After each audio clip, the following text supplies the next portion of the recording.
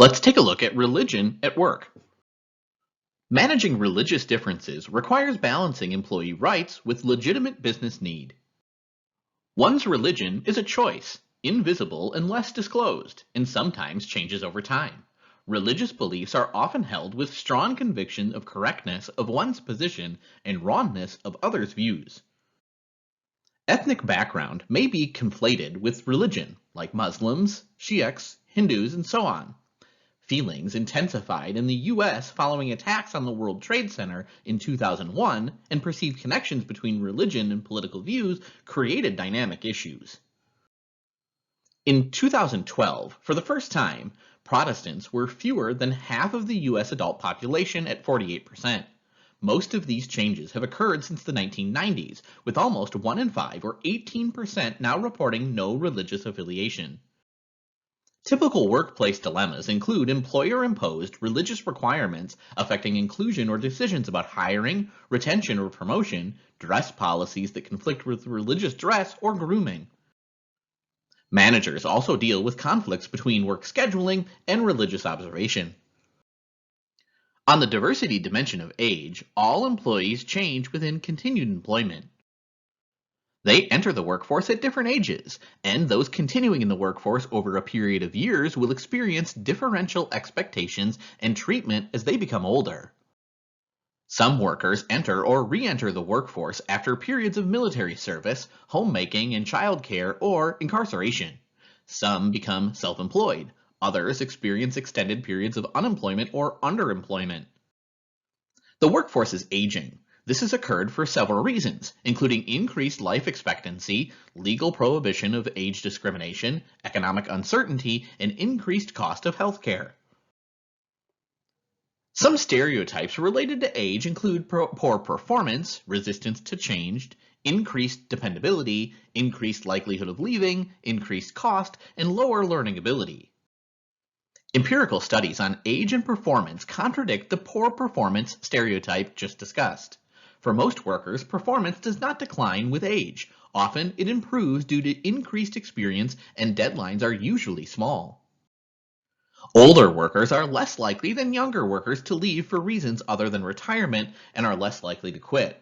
Because the major payoff from training is short in the short run, employers' investment in older workers is not lost. Older workers generally have higher wages, but they tend to be absent less often than younger employees. Some supportive evidence was found that for the last and only positive stereotype of dependability. Unfortunately, even inaccurate age-related stereotypes are likely to affect decisions at work. For example, age stereotypes may affect performance appraisal ratings, especially when other work-related information is not available. Managers should emphasize the importance of judging people as individuals based on work skills. In limited situations, appearance or body size may be considered an employment disability under the ADA. Nevertheless, often appearance or weight lead to discrimination or exclusion not addressed by current law as a disability. It's rarely true that a person actually cannot do a job simply because of age, race, racial ethnicity, sex, or religion. However, in many situations, someone's disability really does prevent performance of a given job. In these cases, the organization should examine whether accommodations can be made that will enable an otherwise qualified person to succeed, or whether the disability is more properly a basis for a negative employment decision. A second difference is that disability status can change dramatically in the direction of either greater or less ability and is often beyond the individual's control. An abled person may become disabled as a result of disease or accident. Weight and appearance are unusual for two reasons. First, judgments are even fundamental categorizations of weight and appearance are highly subjective in comparison to age, disability, sex, racial ethnicity, and religion. The weight and appearance of the same person may be described quite differently by various people. Second, in most cases, there's no legal basis for challenging discrimination and exclusion based on weight or appearance. Disabilities are classified in terms of domain and severity. 3 domains are communicative, vision, hearing, speech, mental, learning, intellectual, sensitivity or dementia or other emotional condition, and physical. In the prime working age population, ages 21 through 64, 16.6% reported a disability. Over 41% of those with a disability were employed compared to more than 79% of those without disabilities. Two concerns are stereotyping and discrimination in this space. Social class is a major difference among employees, reinforced by organizational structures. Social class constraints opportunities for employment advancement and financial success that in some ways are undiscussable and therefore usually described in more accessible terms like fit and education.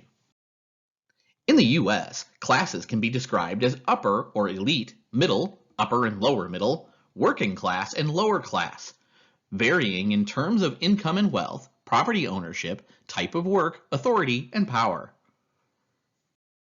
Most organizations also have a class system in which positions stratified are based on authority, flexibility, salary, and benefits. This structural view portrays class as something outside the organization which workers can do little to change. Class is often defined by level of income or wealth, but sometimes refers to a shared viewpoint or self-identification. Social class is an important factor in patterns of thought and action in organizational life. Diversity professionals should be alert to class distinctions and the degree to which these are justified by law, best practices, or practical necessity.